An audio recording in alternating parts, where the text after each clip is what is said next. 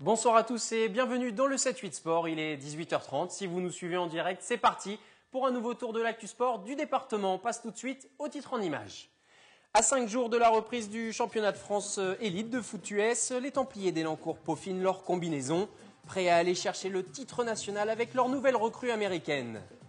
Nous nous envolerons dans cette édition dans les airs pour la 5e édition de l'e-top avec Philippe Guiraud, cette compétition internationale de modélisme organisée au Clé-sous-Bois le week-end prochain où seront réunis les meilleurs pilotes du monde.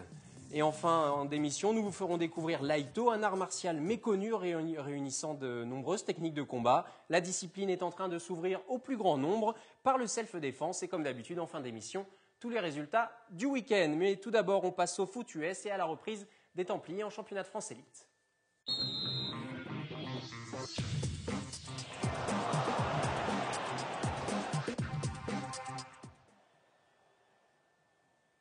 À 5 jours de la reprise du championnat de France élite de foot US, les Templiers d'Elancourt peaufinent leur combinaison, je le disais dans les titres, prêts à aller chercher le titre national avec leur nouvelle recrue américaine Sean Shelton, Jonathan Villeman pour les images. Il est la nouvelle gâchette des Templiers. Le jeune quarterback américain Sean Shelton a débarqué à Elancourt tout droit du Missouri il y a 3 semaines. Il va avoir la lourde tâche de faire oublier le phénomène Vinny Mirotte. Il s'est bien intégré dans l'équipe, il lance bien, il peut courir. C'est ce qu'on attendait, c'est ce qu'on avait vu sur les vidéos lorsqu'on l'a recruté. Donc pas de mauvaise surprise. Voilà, on est très content. Il a fait un bon match amical la semaine dernière. Cette saison, Michael Marion s'occupe de la ligne d'attaque et Manu Charret de la défense. Une nouvelle organisation qui n'a qu'un seul but. L'objectif, clairement, c'est finale et titre pour faire mieux que l'an dernier. Bon, on s'est arrêté en demi-finale où on a perdu de peu contre le Flash. Ça nous a laissé un petit goût amer. Je pense qu'avec les recrues d'intersaison et le reste de l'effectif qui reste inchangé et stable, je pense qu'on a les moyens d'atteindre cet objectif. Après un début de saison idéal l'an passé avec 5 victoires en autant de journées, les Templiers avaient connu un énorme trou d'air et 3 défaites consécutives qui leur avaient coûté la première place. En 2014, avec un championnat réduit à 9 équipes, ils ne devront pas se louper. Il n'y a que 8 matchs cette année, donc on n'a vraiment pas le choix. Il n'y a pas le droit à l'erreur, il n'y a pas de joker cette année. Premier acte, ce samedi sur le terrain des Kangourous de Pessac. Et à côté du championnat de France élite, les Templiers participeront cette saison à la première édition de la Champions League de foot US en Europe. Avec l'arrivée de cette nouvelle compétition, le calendrier n'est toutefois pas trop chamboulé car le championnat de France est moins conséquent que la saison dernière avec une équipe de moins en lice, comme le disait Manu Charret dans le reportage que vous venez de voir. Les Templiers se retrouvent donc dans un groupe A3 avec Londres et Barcelone. Ils pourront donc jouer leur chance à fond dans cette compétition en fonction de la fraîcheur physique de l'effectif. Ce sera des matchs qui seront en fin de saison, donc je verrai en fonction surtout de l'effectif et de où on en sera, si on a des blessés ou pas, enfin voilà, pour pouvoir effectivement entre guillemets faire des priorités sur les objectifs. Mais bon, je sais que les gars sont super motivés pour jouer cette compétition et l'emporter, donc on va tout faire pour. On passe désormais à notre portrait de la semaine. Il s'appelle Gary Assens, il est jeune entrepreneur de 30 ans, yvelinois bien sûr. Il y a 5 ans, il fonde une société spécialisée dans la vente de pièces détachées de vélos en tout genre. Désormais, avec 20 millions d'euros de chiffre d'affaires en 2013, il veut s'exporter à l'étranger. Étienne Dang pour les images. Quand on voit Gary marcher dans les allées de son stock, on n'imaginerait pas une seule seconde que 10 ans plus tôt, ce compétiteur de VTT au niveau national et européen chutait lourdement lors d'un entraînement. Je me suis cassé la colonne vertébrale, j'ai été immobilisé un peu plus d'1 an. J'ai découvert Internet et le e-commerce à ce moment-là parce que je ne pouvais plus bouger. Et de ma passion, en fait, j'ai essayé de transposer ça sur un modèle commercial, donc le e-commerce. Et l'aventure est née en mai 2008, donc autour du vélo. C'est donc de son lit que Gary se lance dans la vente de pièces détachées et accessoires pour vélo et donne naissance à Alltrix avec seulement 6 000 euros. 6 000, c'est aussi le nombre de mètres carrés sur lesquels est désormais installée son entreprise. Aujourd'hui, Alltrix, c'est 45 salariés, 17 000 références en stock et un chiffre d'affaires en 2013 de 20 millions d'euros. À 30 ans, Gary compte bien passer au braquet supérieur. La majeure partie de l'activité est concentrée sur la France aujourd'hui et le challenge pour 2014, c'est d'avancer sur des pays comme le Portugal, l'Espagne, l'Italie, où il y a peu de sites internet dans le vélo aujourd'hui et pour autant beaucoup de pratiquants. Consécration pour l'entreprise de Gary après le Vélodrome national. Alltrix sera partenaire d'ASO pour le tout premier Rock Paris, où se donneront rendez-vous des milliers de VTTistes du 28 au 30 mars prochain à Mantes-la-Jolie. Allez, on passe à notre page spéciale modélisme.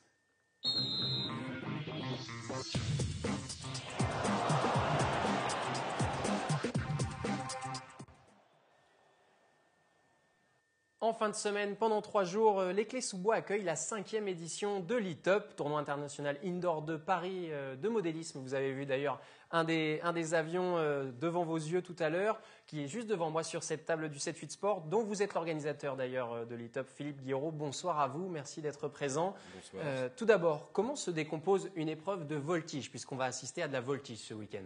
C'est-à-dire que c'était une épreuve de voltige imposée, donc avec des figures imposées, avec différentes catégories. Vous avez la promotion qui permet aux jeunes et moins jeunes d'ailleurs de se lancer dans cette compétition, la catégorie nationale un peu plus compliquée et finalement la catégorie internationale qui est pratiquée dans l'Europe entière, voire dans le monde entier. Alors il y aura de nombreux pilotes, 63 pilotes présents ce week-end au Clés-sous-Bois, les meilleurs du monde. Je vous propose de regarder un petit extrait de l'édition précédente l'année dernière pour voir un peu ce à quoi cela ressemble.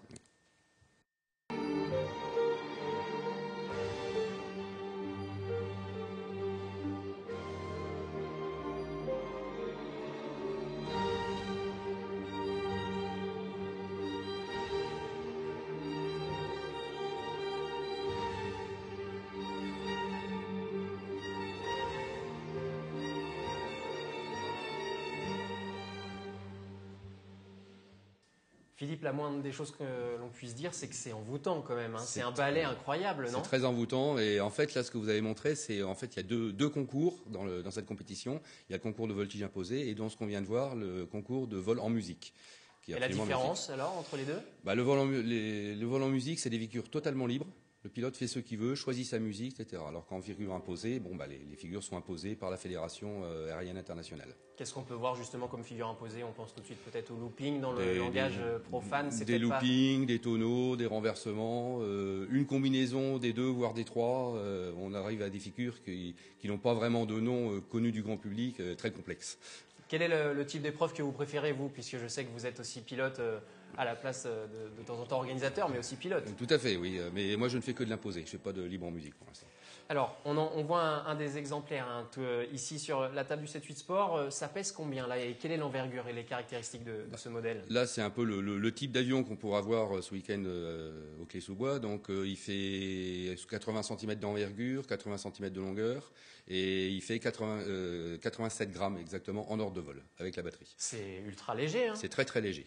Ça veut dire que ce genre d'avion ne peut pas voler en extérieur. C'est réservé exclusivement aux démonstrations indoor? Ah oui, ça en extérieur, c'est carrément impossible. Le moindre souffle d'air, il part. Et pour vous donner une petite idée, quand on vole en gymnase, on coupe les chauffages du gymnase.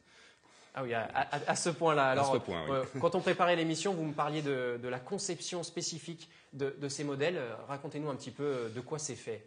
En fait, c'est fait de plaques de d'éperon, qui est à l'origine fait pour faire de l'isolation dans les maisons. On a un peu détourné de son usage premier, donc qui est ajouré et recouvert avec de la feuille de millard pour que ce soit le plus léger possible. C'est totalement artisanal, ça veut dire qu'on ne trouve pas ça dans le commerce? Si, il existe des kits dans le commerce, mais qui sont souvent beaucoup plus lourds. Et alors, par rapport à la compétition, on va revenir à la compétition de ce week-end, il y a une spécificité, je crois, c'est le vol 4D, vous me disiez. Voilà, alors, à quoi ça ressemble le vol 4D? Le vol 4D, on en a vu un petit peu au départ du reportage. C'est principalement utilisé dans les figures libres. Ça permet à l'avion de reculer. Donc c'est ce qui est peut-être le plus spectaculaire pour les téléspectateurs, voilà. S'il y a quelque chose à cocher ce week-end. Voilà, et assez peu courant de voir un avion reculer, quoi. Alors, à côté de l'avion, il y a évidemment votre radiocommande. C'est un peu votre cockpit à vous, si j'ose dire. Tout à fait, oui. C'est avec ça qu'on pilote l'avion. Bon, maintenant, ça devient, pour arriver à faire des figures propres, on arrive à programmer chaque phase de vol avec des débattements différents suivant la figure qu'on veut faire. Ça se compose de quoi, une radiocommande type là, en fait, vous avez les... Si vous, oui. Ça ne vous arrange pas, je vais la prendre comme ça. Les téléspectateurs vont la voir. Racontez-nous un petit En peu. fait, vous avez les deux manches principaux là qui sont sur le bas, qui permettent de commander le moteur, les ailerons, donc l'inclinaison de l'avion, la direction et la profondeur de l'avion. Et après, au-dessus, vous avez une rangée de boutons justement qui permettent de basculer d'une phase à une autre. Et il y a aussi un petit écran LCD. Voilà, ça c'est pour la programmation. Un outil technologique. Tout à fait. Où se situent nos pilotes français? Parce qu'on va sûrement en voir ce week-end au Clé-sous-Bois. Est-ce qu'ils sont dans le top du parterre mondial ou pas? Eh ben, oui, justement. Donc, on a eu les premiers championnats du monde de la spécialité l'année dernière en Allemagne. Donc, le champion du monde en individuel est Garno Brockmann, un Autrichien. Le champion du monde junior est Théo Quatros, un Français. Et l'équipe de France a fini championne du monde par équipe. On est plutôt très bon. Alors, avant d'être champion, j'imagine qu'il faut aussi apprendre les bases du pilotage.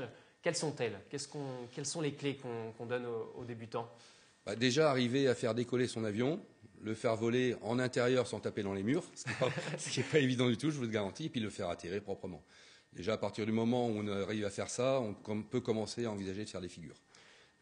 Votre sport ne souffre pas de la concurrence des jeux vidéo, des simulateurs de vol, parce que là c'est du concret, mais les jeunes d'aujourd'hui aiment bien tout ce qui est virtuel, non? Certes, mais justement il existe pas mal de simulateurs de vol d'aéromodélisme, et que nous on conseille aux jeunes qui arrivent de travailler dessus justement pour les collages. Ça développe les réflexes sans avoir la crainte de casser son avion.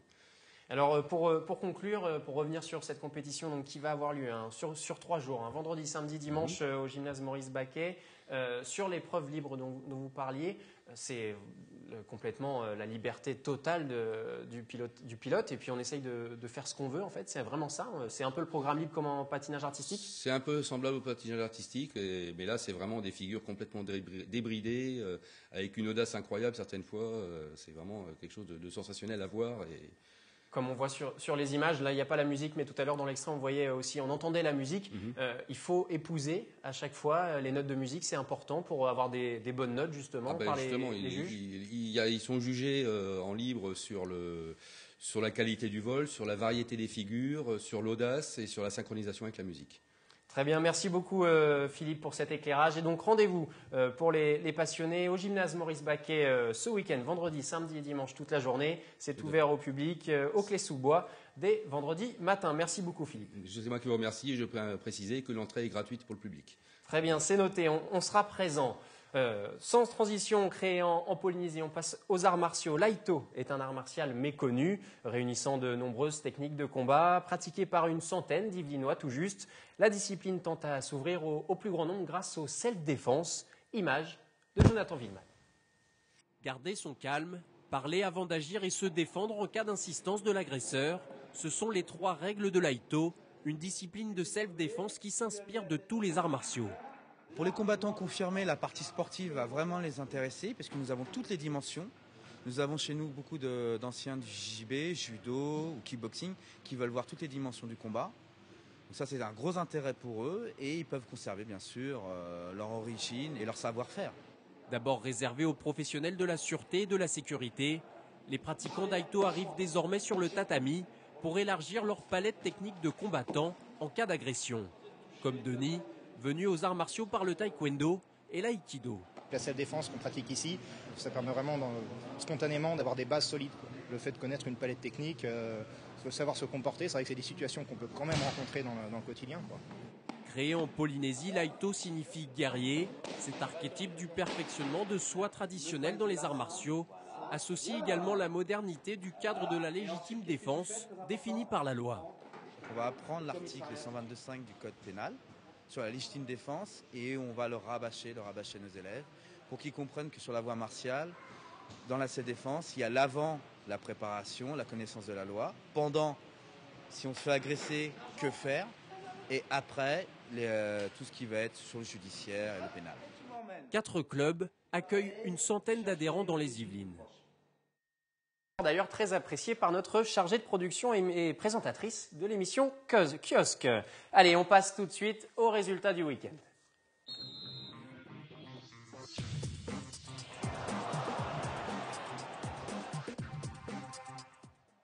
En rugby, c'était le choc tant attendu de cette saison et de cette 16e journée de Fédéral 3. Plaisir, deuxième, se déplaçait sur la pelouse du 3e, Ponto Combo, et le PRC est sorti vainqueur d'un match très tendu, 13-7, avec notamment un essai inscrit.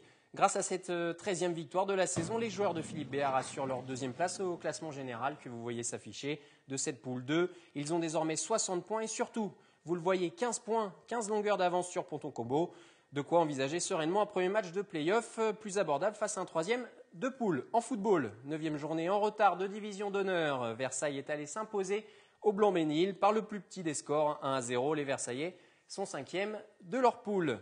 En promotion d'honneur, il y avait un match en retard de la 11e journée de la poule B. Trappes 7e recevait le 11e Garges-les-Gonesse au stade Gilbert-Chansac.